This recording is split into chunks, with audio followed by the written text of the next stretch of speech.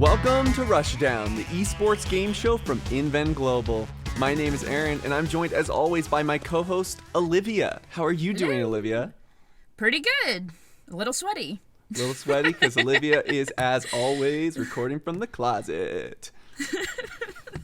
So today's episode is a very special one because not only is it our Halloween episode, but we're also joined by our guest, who is the former director of corporate strategy for Inven Global, who is now back in the writer's room. It is Nick DeRazio. Woo! How are you, Nick? Hi, guys. I am very excited to be back in the content space, right? Like, there's nothing better than watching your favorite game and enjoying it on the weekend, but then having that sneaking thought of, wait, this is my job. Should I be writing about this? Wait, what is this?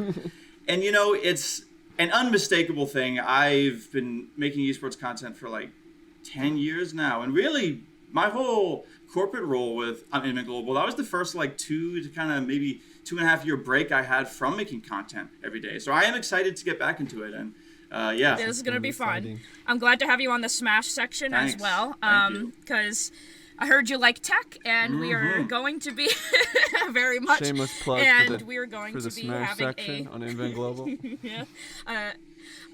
weekly tech article. So pitch your ideas I to absolutely me. love it. Yeah, you know what? Part of why I love Melee Tech so much is like, you know, if we were all robots, we wouldn't use any of that. We would use like the 6 best moves, and we would be like a dash casting constantly. But like, we're not. Melee is a game about pressure, about mind games, about the mix-up. So when a new school player tries to convince me that that tech is useless because it's not safe on Shield, no. It's useful because my opponent's never seen it before. And when they see it, their mind's going to go blank. And in that blank moment where they're not playing the game for 0.5 seconds, that's when you get in the counterattack. As a former collegiate debater, I relate to that. Just say something weird was half of our strategy in collegiate debate. We're like, I bet they've never heard us say normativity bad before. That's literally my a linked playstyle teaser. I have some videos me and Aaron are going to be working on. It's why people leave mid-match when playing against my link. It happens more often than you think. Exciting. I'm excited to see that, actually. So not only is this an episode where we're going to be talking about Smash, it's also our Halloween episode. We're going to be talking about all sorts of stuff, cosplay, culture, mostly Melee, a little bit of Overwatch because our editor hates that and we like to troll him. So here's how our show works. We have a series of mini games that we're going to play. Each game has its own rules, and we'll give out fake internet points after each one in recognition of the efforts of our contestants. And of course, these are points you want. They don't mean anything. I want but them. You know, well, yeah. I still want them. But they're on the internet, though, right? Wait, are they on the internet? And will people see that my number's bigger than you can watch numbers go. If you share it, then we're good. You know. Then we're good. We're great. I want all the points. All right. So Nick, are you ready to rush down? I'm ready. Let's do it. Round 1. This week we are introducing a new interview segment called This or That. We're going to have a series of this or that statements that we're going to have you, Nick, choose one or the other. You can only choose one, and this is an opportunity for you to explain why in short form, not super long form, because we got a bunch of them that we're trying to get through. So Olivia, kick us off with the first this or that. Yes, I was going to say I would read them. Okay, so the first this or that, Melee map, Yoshi's Story or Fountain of Dreams? Oh, I always got to go Fountain of Dreams. I think any OG, any old head, I think you have a unique advantage on Fountain because those random platforms, they're not actually that random. You have a lot of a muscle memory of what to do on that little tiny thing. So I definitely love Fountain of Dreams, especially if I know the player is better than me. I can usually get off some gimps on that wonky stage. Perfect. That's awesome. Yeah. Esports merch concept, toothbrush or tissue holder? Oh gosh. So I'm going to go with the tissue holder because the tissue holder is something you're going to bring out in public. And if I could somehow roast my opponent after like beating them by like taking out this like personal esports and blazing tissue holder, hey man, you want a tissue? Because you looked like you were crying on that second stock, right? Like, hell yeah. I would definitely take the tissue holder. I love that. That's awesome. Okay, esports pose, for either Twitter or before a tournament, Yeah. arms crossed or silly. I mean, it's tough because arms crossed is so lame. There's kind of like a It's so post-irony thing of doing arms crossed knowingly. Like, I would do that, and, like, my followers would get it. Like, look, Nick's doing the esports pose. But I'd say I kind of like silly because I think right now esports needs more people not taking themselves too seriously. So I would say silly. I want to go on team silly for that one. I agree. Okay, this next so one. game, Ultimate or All-Star Brawl? So I'm assuming we're talking about Nick All-Star Brawl, of course. So it's hard because Smash is like my favorite series of all time. But what I really mean to say is Melee is my favorite series of all time. And Ultimate will just always mess with my Melee. I only play Ultimate characters that aren't in Melee. It's just the only way I can like cannot play stomach that it. makes sense. Yeah. So I want to go with All-Star Brawl for this one. And I only say this because All-Star Brawl is it's broken, it's a mess, it's glitchy, but it's new. I like the fact that the devs make fun of how broken their own game is on Twitter. I like the fact that, like, yes, this game is kind of insane in its speed, but let's embrace that as an esport. So I'm going to go with All-Star Brawl. Hope they get some patches, though. My God. And for Ultimate DLC, Fortnite or Among Us? God damn. So I Which was. one would torture you Yeah. less? So Fortnite isn't like a game. It's just like I agree, a though. product. It's a walking ad. So I would say Among Us. I would much rather have the video game characters Among Us. Fortnite doesn't have because I'm any pretty sure original in- content in it, Olivia. Yeah, like Fortnite's like what they have like Marvel characters. They have like Netflix They have Marvel and characters. DC characters, by the way. Super confusing. It's so weird. So yeah, I would go with Among Us because also But you could have Slippy, Peely. I mean, I like shows how much Peely, I give a but crap. I just had this visual of every time the imposter kills someone in Among Us, there's different animations. Well, those would be Sorta. the attacks. I haven't played that game. Like those would be the aerials where sometimes it turns into a big monster head. So I would go with Among Us. That'd be a fun Ultimate DLC. Slippy. Okay. I feel like it's a better name. I'm sort of feeling it right now. Esports. So for esports merch made by the players, I love it. a CD or a cartoon? CD. It has to be a cipher. Self-made rap. Calling out esports fakes. I love esports ciphers. We need more of them. Melee does it the best. Hell but yeah. the biggest tragedy is when gamers and esports people believe that's the only thing that they like, or that's the only thing that they're into. So whenever I see an esports person like rapping or making music or doing anything, I'm like that. So I would even say the cartoon as well. A previous Inven Global veteran, Alassa, would make these amazing cartoons. They'd be like satire, but for me, it'd be the CD. I want to make a cipher. I think that'd be hilarious. The rap's Who would good. blast that in their car? Yeah. I like that one. If for esport, Overwatch League or Valorant Champions Tour? With Overwatch League, you have a higher potential to later on form a boy band, right? Like if all of the Overwatch players got together and said, you know what, we were all 17, we didn't know what we were doing, but now we're all 23, we got some vocal coaching, let's make an esports boy band. So I feel as if that's possible with the Overwatch League. Valorant like this Championships combo. Tour, I feel like They're way Valorant, less every likely time to I make a play boy band. Valorant, So, it just reminds me so much of CSGO, and like maybe there was a reason 15, 16 years ago when like you chose your path of esports. I didn't choose CSGO. Like I didn't choose FPS games. So Overwatch has always catered to my fighting game RPG sensibilities there because it's Doomfist more about only. the abilities. Yeah, so I go with the Overwatch League, but barely yeah. because as an esports league, it's like the wicked stepchild. Yeah, of though esports at the leagues, moment, it's like, it's Valorant who's got the cursed NALCQ Yeah. that just can't qualify the last North American team. yeah. I love this last one, by the this way. is Oh the my god, last one. this is incredible. Okay, so this is the last question. You're of the Melee gods, Yep. Hungrybox or Mewtwo King? I want to make it very clear that although I am stalling right now, there is zero hesitancy in my answer. The moment I saw this, I said Mewtwo King. Mewtwo King. Mewtwo King. Because a god is something you can't fathom. A god is something that is out of your realm. And you can right? fathom Jigglypuff Hungrybox rest. is a human. And Hungrybox is a human, clearly. I mean, he streams Ultimate. I'm chasing that bag, Of course you main a Jigglypuff if you're trying to win, but a Mewtwo King, I've seen footage of that man playing Melee in his sleep. Literally in his sleep. With the controller in his hand, his eyes are closed, but he's still passive. What I love about Mewtwo King is his technical skills, his studying. This is stuff I would never do. So you said, it's godlike to me to see someone put that much effort into. Okay, at 1%, 2%, 3%. How far is the trajectory of their knockback? They studies the exact science. Math, and I'm like, it's so true. And as someone who's also they're above 100. That's all. As someone who's also a character specialist, I've always admired how many characters Mewtwo King is absolutely brutal with. No, not just secondaries mains. Mewtwo King could easily pick any character on the Melee screen and show you things and teach you things that you had no clue about. So yeah, Mewtwo King for sure is the god. Oh, awesome.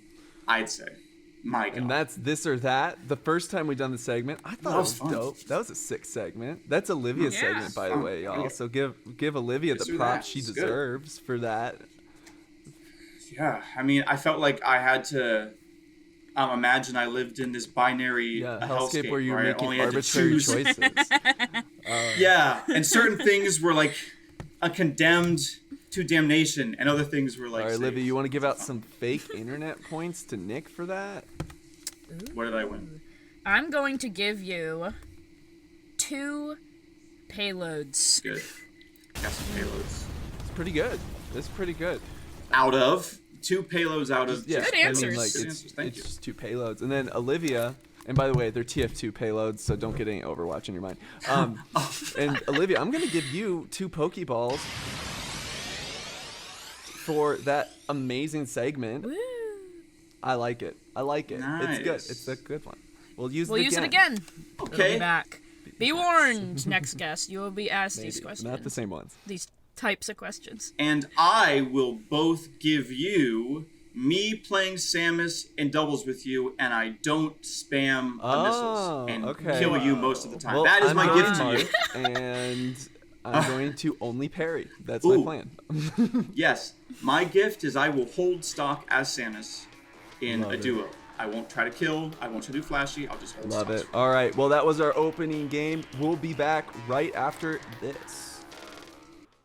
Razor Zephyr, the newest technology from the technicians of tomorrow. This new mask is sure to keep you safe from the harmful air that comes with modern life. Why, it's like the future, but it's now. Razor Zephyr, you're in the future.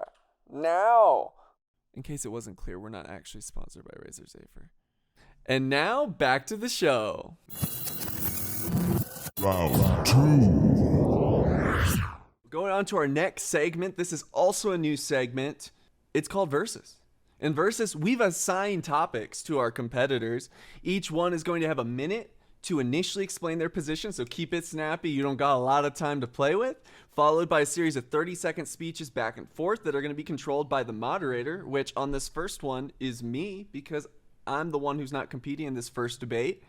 The debate topic is Nintendo should take significantly more responsibility for the development and growth of the Super Smash Bros. Esports scene. Nick, you are up first, and I will start your timer as soon as you start speaking.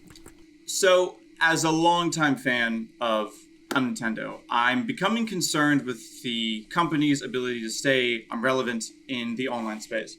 Super Smash Bros. Is their IP that is defined by competition and multiplayer competition. And yet, the grassroots amazing thing that's blooming on the internet that keeps this game relevant is something that Nintendo refuses to support or really give the backbone it needs. So not only do I believe that Nintendo should do a better job of nurturing and taking care and supporting Smash Brothers, but I also think that if they don't, Super Smash Brothers will eventually go the way of the dinosaur, or at least the community's goodwill towards Nintendo will. And that's a serious thing that they should look out for. Fantastic. Okay. You're up next, Olivia. Speaking of grassroots, that's actually the reason I think Nintendo should just stay not doing anything, stay out of our business. As Hugs actually said in a recent interview with John, this is ours. We're the ones that made it this way. We're the ones that supported it. We're the ones that brought this community together, created these tournaments, crowdfunded the prizes. And while it is a lot of blood, sweat, and tears, and it is slightly insulting that Nintendo is sort of pretending it doesn't exist, at the same time, look at what the pros have created. Look what the community has created. And I think it's like, when Nintendo has stayed out of it, it's sort of created a very unique type of space that isn't seen a lot in esports, where the TOs get a lot more say in how they think things should be run. The pros have a lot more say. It's a lot more casual. It's just a different environment that you couldn't have if Nintendo was involved. Fantastic. All right, Nick, your refutation. You have 30 seconds for this first refutation. You will have more than one, so, but the first one's 30 seconds. My point is that although it is a unique, these environments, right, I would question whether this uniqueness is actually benefiting anyone. Because in my experience, a majority of people that love Melee, they love it as a party game. They love items on. And because Nintendo isn't here, there is no way we can have a tournament that has both people. Because the community is just the hardcore. They're never going to create something that invites others. Okay, so I don't think we can say that is the true case. I think no one's tried it yet, but I don't think it's ever been said by the majority that they would never do that. And you can see it with Nick All-Star Brawl. They were willing to bring in that game, even though it's not super competitive right now. And a lot of people we interviewed about the game said they liked it because it wasn't competitive. I think Wadi said that. And he basically said, it's just a fun break. So I think that there is room for that. And Nintendo wouldn't let them have that there. Yeah. See, but I would even agree with your point. I love this idea of a fun break. And the only person that can provide that fun break is Nintendo. Is something that is like, hey, come on, visit the, a special Nintendo booth of this major, and it is items on. We are checking IDs. Kids can come up there. You can buy some Nintendo hat, right? It can be an actual event that families go to, other than a big sweaty, and I say sweaty with love because I'm there too, a big sweaty, salty esports thing. Okay, well, I'm dying to say this point. You can probably see my face. I don't want kids there. Get away from me. I like that there's no kids there. I like that it's this really grassroots. It's teenagers and adults and people that are serious about the game. And there is areas where people have fun. At SmashCon, we had that stupid ball thing. We threw sacks into a bucket outside. I don't know what the hell that was, but overall, this was an event for adults, and as someone who hates children, that's fine with me. And do we really want kids in the Smash community anyway? Boom, okay. All right, Nick, closing statement. You have 45 seconds. So, you know what? We don't want kids in the Smash community, but kids are in the Smash community. I was a kid in the Smash community. My first time competing with adults, I was 13 years old. And I was just lucky that I had the grind and I loved Melee so much. But the reality is, Nintendo is not... The point we're trying to make is Nintendo responsible for the development and growth? I currently think that the scene as it is, we've taken it about as far as we can in terms of mainstream appeal. So I wouldn't mind if esports stays small and stays me and stays local. But Nintendo, the greater gaming community, I think they do mind. I think they would like some sort of Smash Brothers event that was more than just us Melee tryhards. Think about all of the Minecraft, Roblox, and Fortnite TikToks and rap songs you hear from children. Do you want those about Smash? And that is what that's a powerful closer. I never thought about the concept of 15-year-olds rapping about Smash, and I'm not sure I'm ready to accept that. That's powerful. Are you done, Olivia? Yeah. All right. So I really enjoyed that quick fire debate. I thought you guys both did a great job. Nice. In this case, I think that I end up going with going with Nick, just because I thought that Nick's closing statement was really compelling as far as maybe we've taken this as far as we can go. Maybe if we want to see future growth, we need to see Nintendo investing. But I loved it from both y'all. Let's move on to the next topic. Olivia, you want to take over the moderator job? Yes. Ooh. Okay, so is that the prize for losing? No, it just happens. It just happens. No, I'm that, kidding. It just happens that the next debate is between me and Nick. Yeah, I'm just joking. The next one is a fun one. This is sort of for our community culture people out there. What is the laziest esports apparel collection? And I think we are starting with Aaron. All right, and go. Okay, so the Overwatch League teams got to make their own merch this year, and a lot of teams like Houston, Dallas, Florida, they released some really good and interesting designs. Atlanta Reign, on the other hand, committed the classic, and what I would argue is the laziest blunder in all of esports merch, the logo slap. They took black shirts and they put a gray logo on them. They took a black hat and they put a gray logo on them. Now, I will say there is a tie-dye hoodie that is actually okay with a marbled finish, so that is a little bit of a case against me, but generally speaking, it was super disappointing. It's even worse because it's a missed opportunity, because Gator wears this iconic blue hat. And everybody's been asking for it all year for them to release this merch, and they wait until the end of the season. He went to grand finals with this hat, and it's still not available, and that's a cardinal sin. So it's not only the laziest because the fact that it's a logo slap, it's the laziest because they had opportunities that they failed to materialize on. And that's my argument. I like Nice. that. Oof, that's gonna be tough. See, so All right, Nick, I you're up. have two choices for laziest, but after hearing Aaron's fantastic intro, I have to go with the G2 XNO collection. So you may look at this and say, what do you mean? This is like involved. This is busy. Like they were clearly thinking about this. This isn't just slapping a logo. And you know what? You're right. It's worse than that.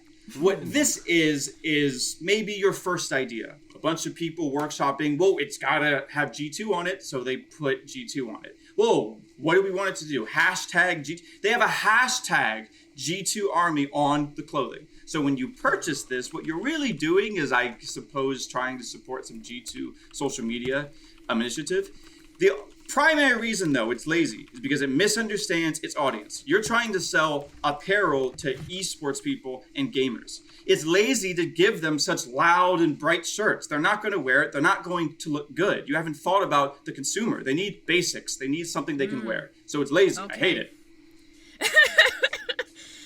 Oof. So this is interesting because we sort of have two different sides here. We have the logo slap versus just loud for the heck of it. Okay. Yeah. All right, you're up. Aaron? All right, my argument is I would rather have too many cooks in the kitchen than microwave the food. The argument that I have is that they put little to no effort into this Atlanta Reign gear. It's worse than it's ever been in the past, and this is someone who puts together the best jersey ever with their peach-colored jersey, Atlanta Peaches. It made so much sense. Feels like a failure. At least with the G2, they're trying something. And I agree, it is loud, it is obnoxious, it is bad. Tic-tac, no, absolutely. But lazy, I don't know if it's lazy. I think it's misguided. I would say that Atlanta Reign and logo slapping is the laziest. Lazy. It is true. Lazy is what we're trying to talk about here. And it's fair that while this is busy and while it's involved, maybe we don't actually think of someone slacking off, right? But when we look at what was this Atlanta Reign, right? That was the team. Yep. When you look at the Atlanta Reign gear, they're trying to aim for something completely different. They're trying to give themselves fan merch. So in terms of laziness, yeah, it's pretty lazy to slap a logo. But I think it's lazier to say that your G2 XNO big apparel is something it's not. That it's this big creative thing when all it really is a hashtag G2 Army social media stunt. It's not even real clothes. Okay. All right, so this is the final one, right? Yep. All right, so this is your final argument. Aaron's closing argument now. So when we think about the concept of lazy, I think it's about taking the most easy and obvious thing and doing that without any critical consideration. And I think that that's what a logo slap does. It's not thinking about the quality of the actual items you're putting it on. It's just screen printing something. And that's what Atlanta Reign did. I think G2 is at least putting forward a pretty good product. Like the actual product of the shirt is well made. It's well thought through. And I'm not getting that with Atlanta. So that's kind of where I come up. I think that G2's is bad. I don't think it's as lazy as Atlanta. I will give you that it's lazy. I just don't think that's on the level of 2 colors with a logo slap. That's just not acceptable. You know, I like how we can both agree that just throwing a logo on something, yeah, that is lazy. But that's exactly what G2 has done. Their logo is all over this. And like, if you can look especially at the XNO pants, the XNO pants is like an offense to God. They're literally just beige. The color's beige sweatpants. And on the right says hashtag G2 Army. To me, when you're trying to create pants as apparel, like you should know that, okay, it's a step forward. I need to be that to me is lazy. Thinking that you can sell your fans beige sweatpants and that your hashtag is so powerful that it's going to get me. So I don't mind Atlanta Reign having shitty merch because this is offensively lazy to me. It offends me. This is really fun. And this is so hard to pick because I think Atlanta Reigns is lazier looking. It is so boring, and a lot of Overwatch League teams have done the same thing year after year, where they literally just, and sometimes it wasn't their fault. Yeah. I think some of them were made by other people. But yeah, it's like they had the final, that's the problem. You know, Aaron, they finally had a choice, and they still did it. Yeah, what's up? You know, Aaron, I think if you really, really honed in on that point Olivia just made, that every other team is the same, that's like peak laziness. You're literally copying every other team. I actually really like that in your point. And it's, and the problem, like I said, is that this was finally their chance to break away from what the other teams were doing because they finally had creative. And the other teams did break away. They didn't. Right. They stayed behind. But then, on the other hand, G2's might look a little more fun. It might have more lines on it, but I find it more offensive because it's still just lazy and boring looking. But not only that, but they're sort of saying like posing. Oh, people will still accept it. They're like people pretending that they did something but didn't, which is maybe and worse. They're like people will still accept Aaron, it because yes, they're pretending that this is legit apparel. No big deal. They're pretending this is legit apparel. It's so true because they're basically trying to get away with it by saying, "Oh, well, this is a cool hashtag and people care about this." And no offense, but most of the majority of people will not know what a G2 Army is, so stop trying. But I'm going to say that G2 wins because I just hate it too much. Feels good. If I was forced to wear one, I would wear Atlanta Reign, I guess. But I think they're both super lazy for different reasons. Well, Olivia, I'm really glad that you mentioned how much you hate it because that was kind of my debate strategy. When Aaron first went out, When Aaron first went out, I was like, oh man, he's like, it is lazy. I can't defend that. So I said, well, you know what?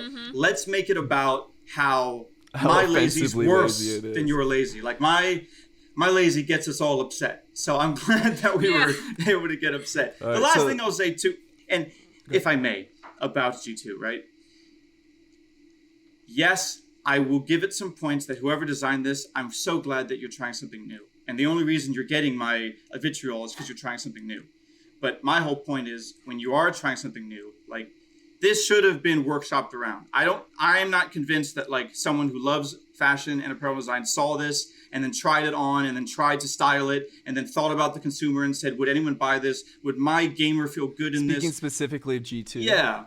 Yeah. So that was my original lazy point, but I had to get into more emotional. But So we got to give out our points. I'll give out the points for the first debate because I was the judge for that one. Ooh, good.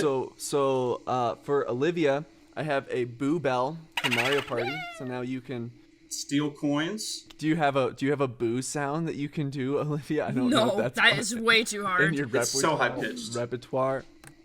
And then for you, Nick, I have Fortnite mini shields because speaking of lazy, Fortnite's probably the laziest game out there. So I was gonna give out a brute. Or a brute, a brute. Yeah. You can have a brute too.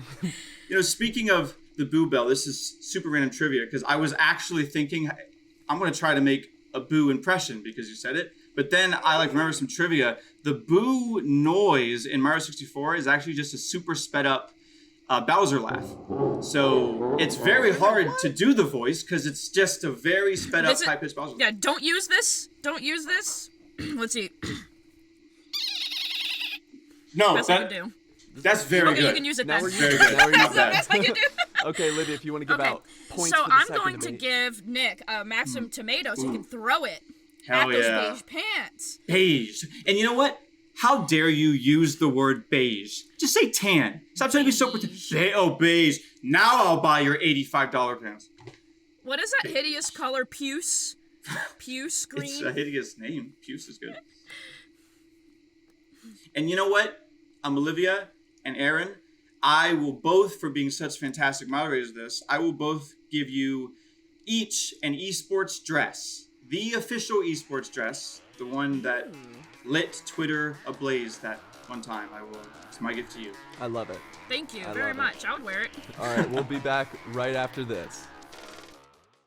And now a dramatic reading of Valkyrie's DMs with Ludwig following her blue light reflects skin product line scandal. Ultra invested 4 million. So it's like, why wouldn't they make it legit? Why would a company like Ultra invest in something like this if they didn't also believe the research? They just don't understand how this ruins my brand. If the research isn't public, I really need it to be public. I'm so dumb. I should have asked more questions. I just thought it was obvious it would be there. I'm just gonna embrace the scammer life, get out of the contract and admit I was an idiot. LMAO! Woo! A celebrity endorsement from an actor would get no backlash because they don't actively have to interact with the community. Are they being supportive of you trying to leave the contract, or are they business sharks? They hate me for leaving the contract, but it's looking like it's possible, so I'm hopeful. Oh, f*** them. It'll hurt their brand to have you stay.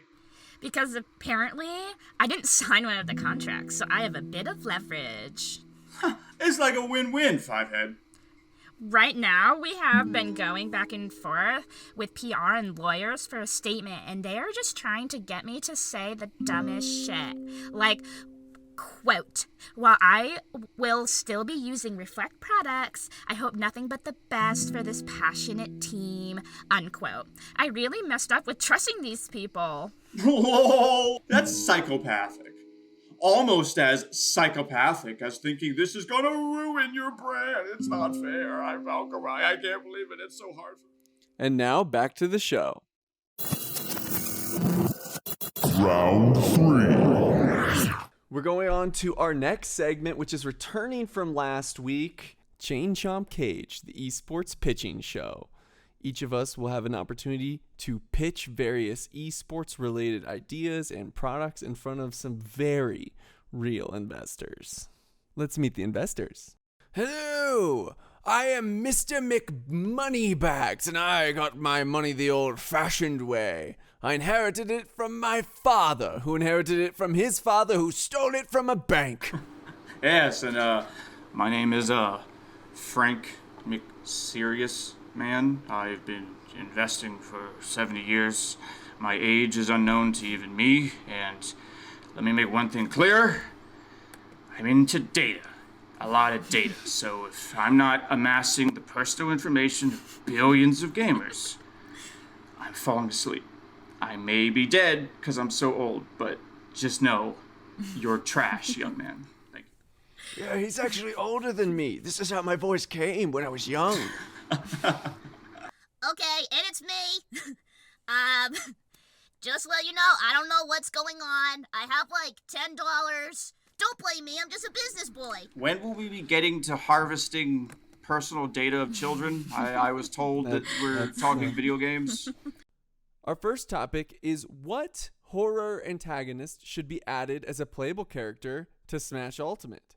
I'll go first. All right, so I don't watch a lot of horror movies, so I'm kind of limited on the perspective of like what the possibilities are when it comes to a horror movie antagonist.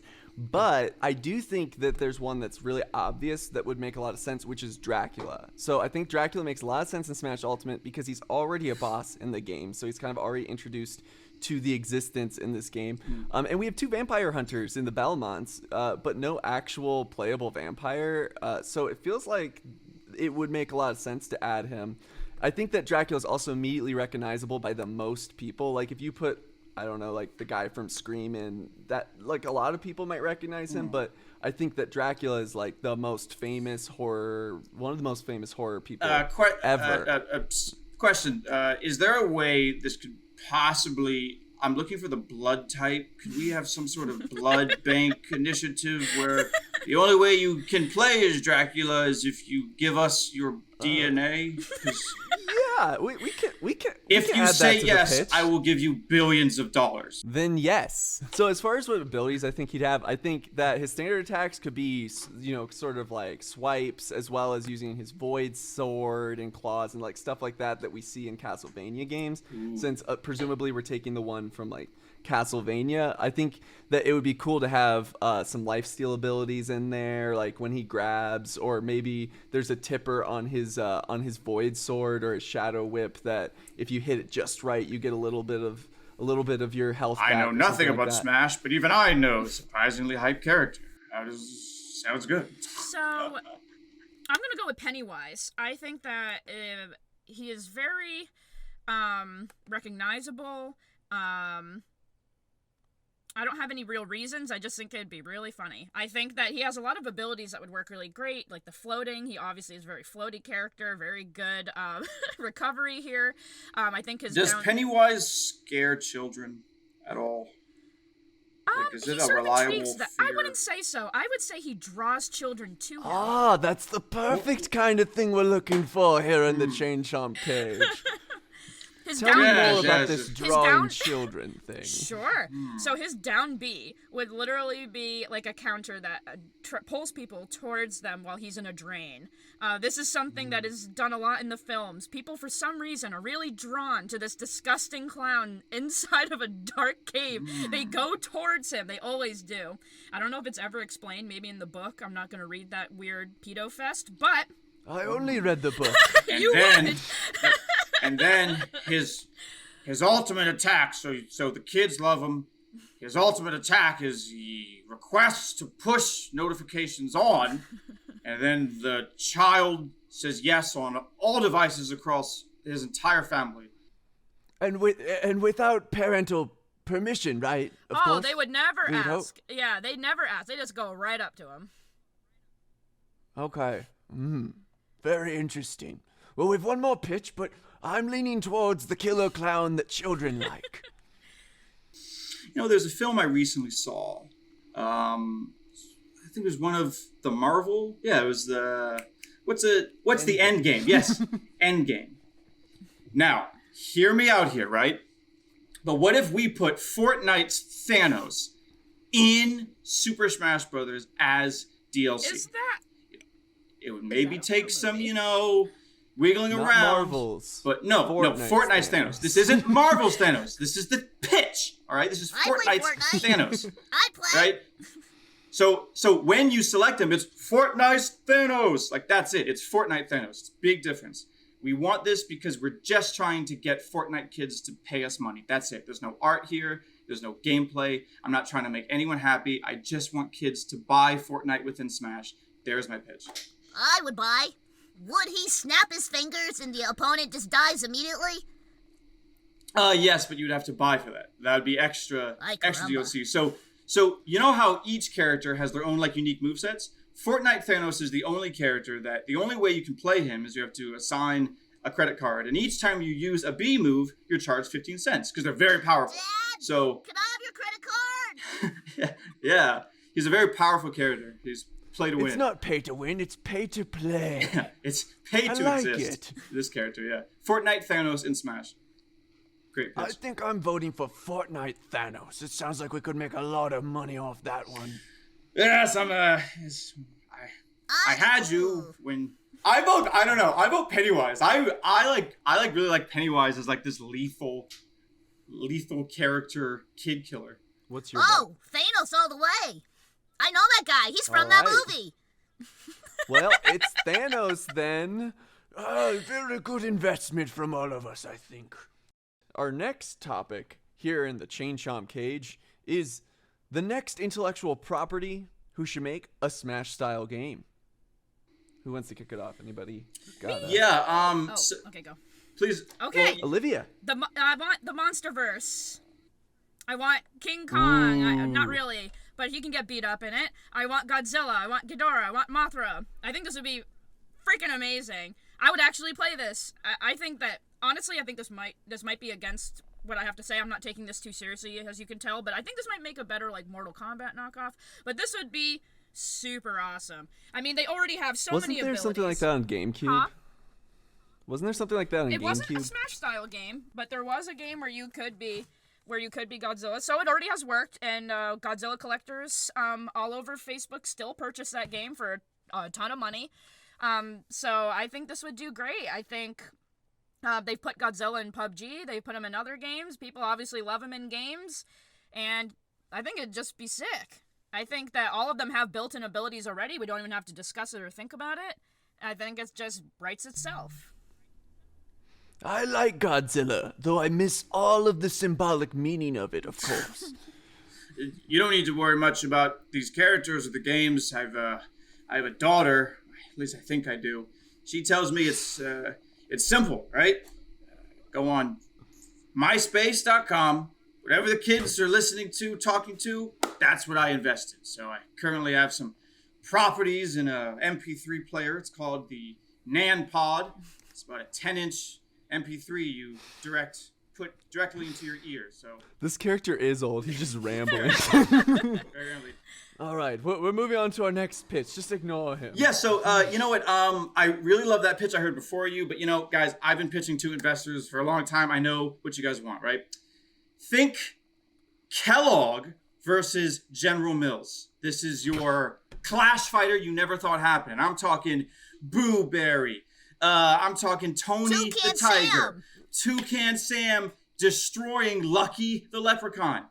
You know, forcing their own branded cereals down Trix the Rabbit's throat in all glorious comic mischief style. We could put it in the cereal boxes on tiny discs. Precisely. And on top of that, we could sell more high fructose corn syrup sugar through the game. Oh, so as a character from the 90s, I do love those little prizes in cereal. And Bart, I wanted to save this one to you. Technically, you've been on some cereal boxes, so, you know, there's a big chance that you. Well, then I don't want them there. That's for me only.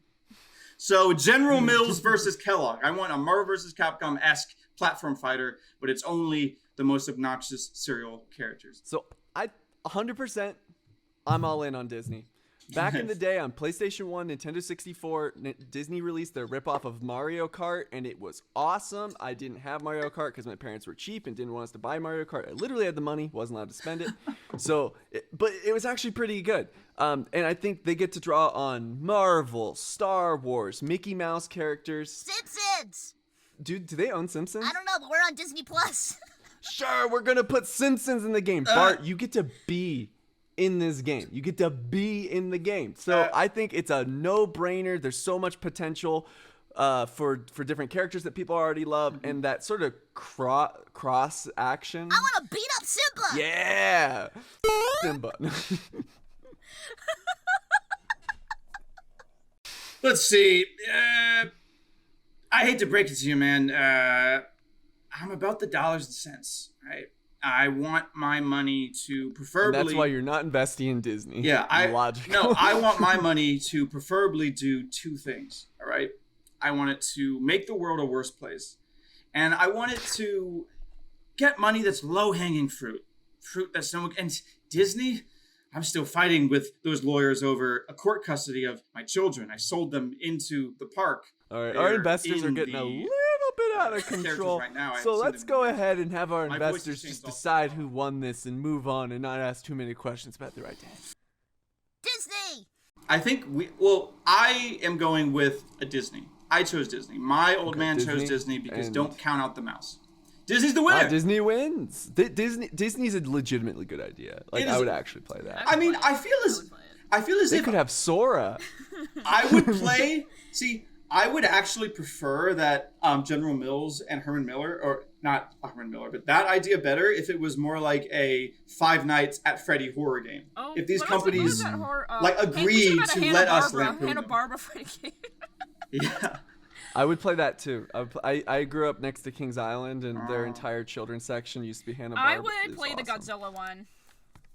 As far as fake internet points go, for both his pitch and for his inconsistently quant-focused, child-exploiting, really, really old guy, I give Nick 67 turnips from Animal Crossing. Thank you. That's almost 69.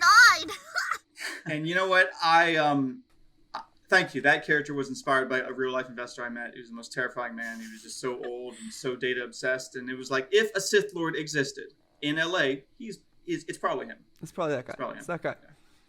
Heebie-jeebies just thinking about it. And for you, Olivia, I'm sorry, Bart, I want to reward you with some gold pins from Epic Mickey, a game no one played. So I don't even know what the gold pins do, frankly. Yeah.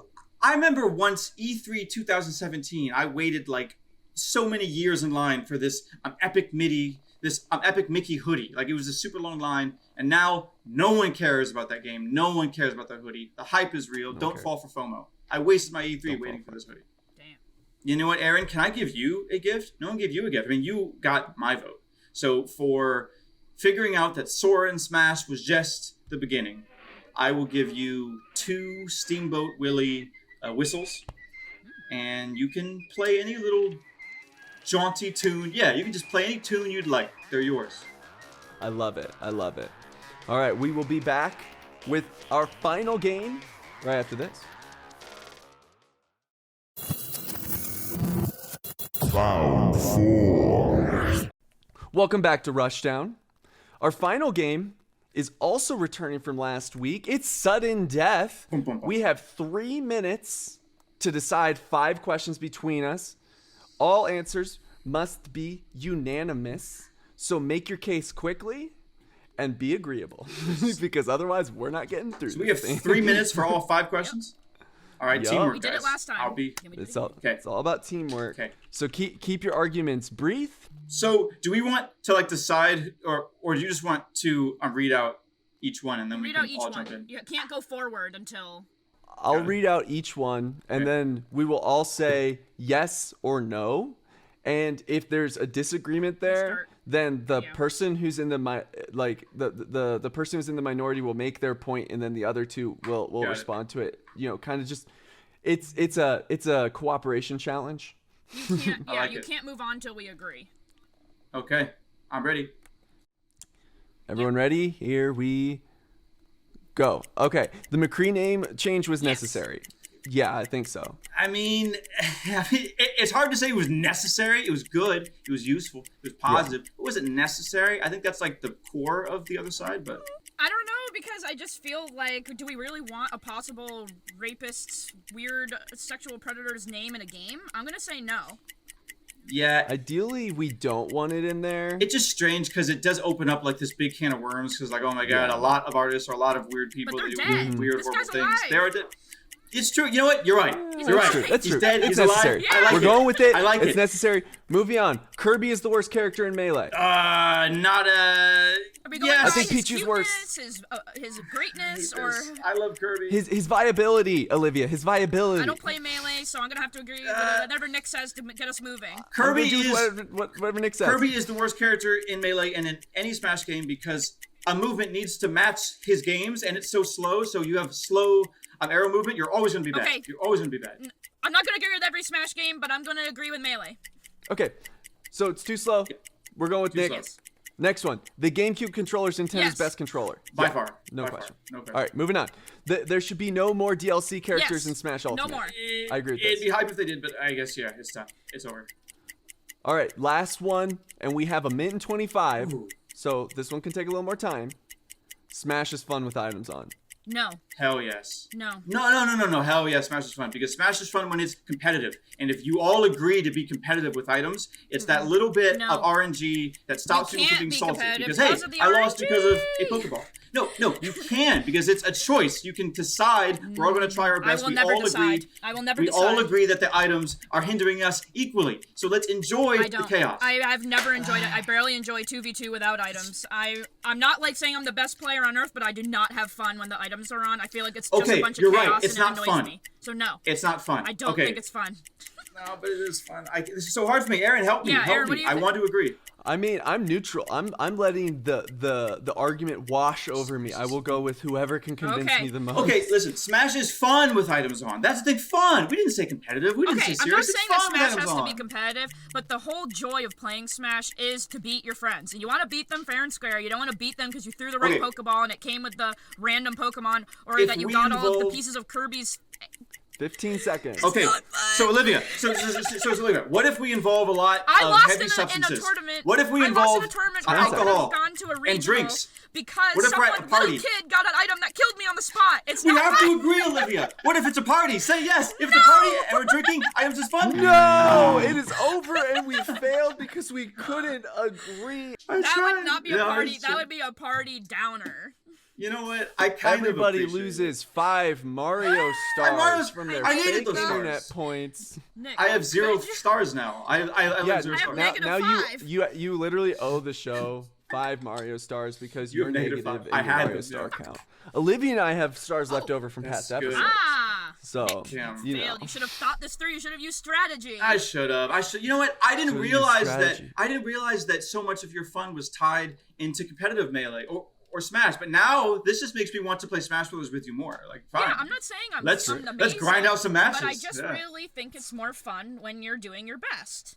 Yeah. You know, this is a more interesting topic than most would think, and I won't go too long on it, but part of what I was saying earlier in the podcast about why I think Nintendo actually probably could do some more with helping the Smash scene, it really is about items.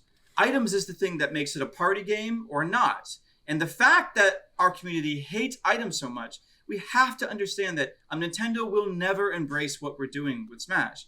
Because items is the tool that it's a balance tool. Items allow your little brother or sister to beat you. Items allow it to be a party game. Because, if you remove items, you're never going to beat me, 10-year-old kid. Good. And I feel that, like Nintendo... but I feel like Nintendo, that's so deep within their company culture. And Smash is their party game. I got beat by a child like 10 years ago, and I'm still mad because he used an item.